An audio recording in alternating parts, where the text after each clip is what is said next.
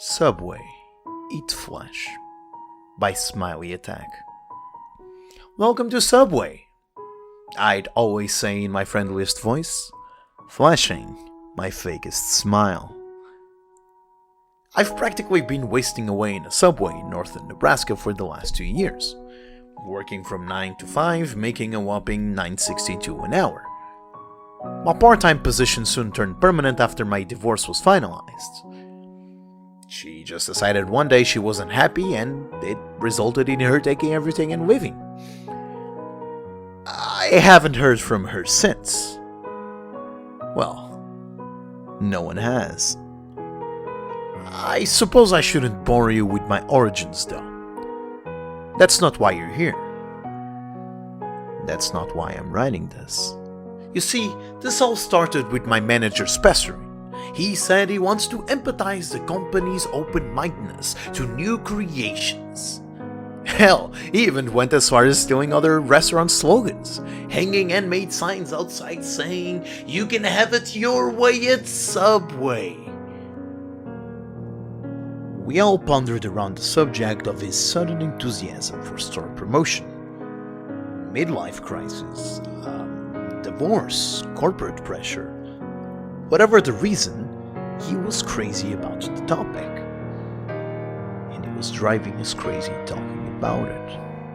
Eventually though, I was irritated enough to the point where one night, I stepped up to the plate after hearing one of his many lectures about creativity.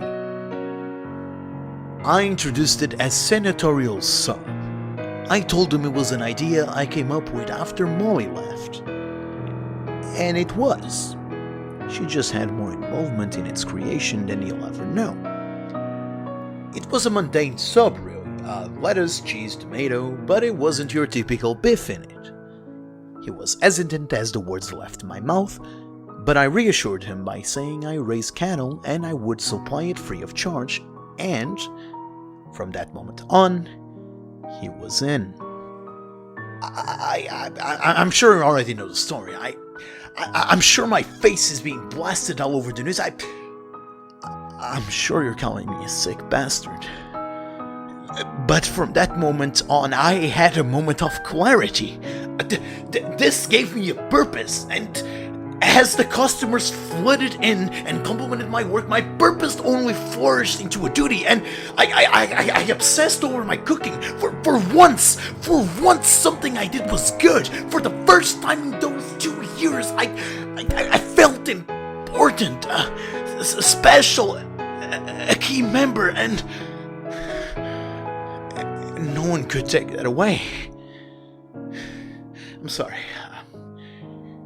My schedule ran like clockwork. Once a week I would get the meat, put it on ice until morning, and then take it into work. From there I would wash it, eat it, and prep it for the day.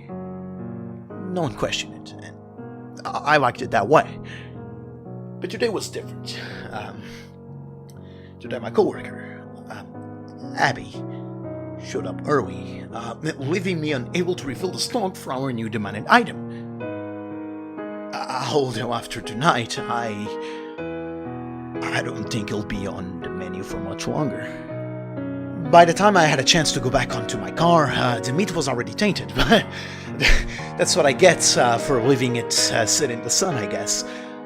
So I watched as our supply ran slim.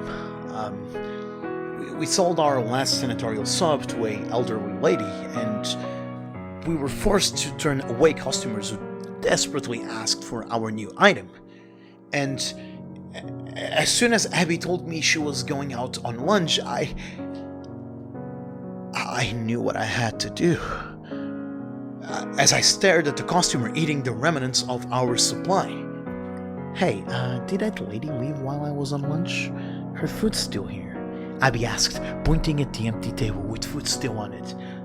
I think so. I think someone picked her up out front.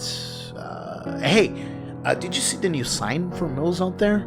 I replied in an attempt to divert the topic. By then, alarm bells started ringing in my head because I didn't clean all my evidence. It just wasn't enough time. She came back from lunch early. I was lucky enough to wipe the knife clean. I was just out here, and I didn't see anyone leave, Abby said. I'm gonna go check the bathrooms.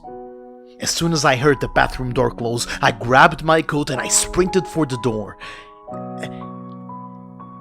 As I opened it to leave, I opened it to the rest of my life. You see, I knew that as soon as I stepped outside, I'd be a wanted man. Because it's only a matter of time until they find that woman's body in the freezer.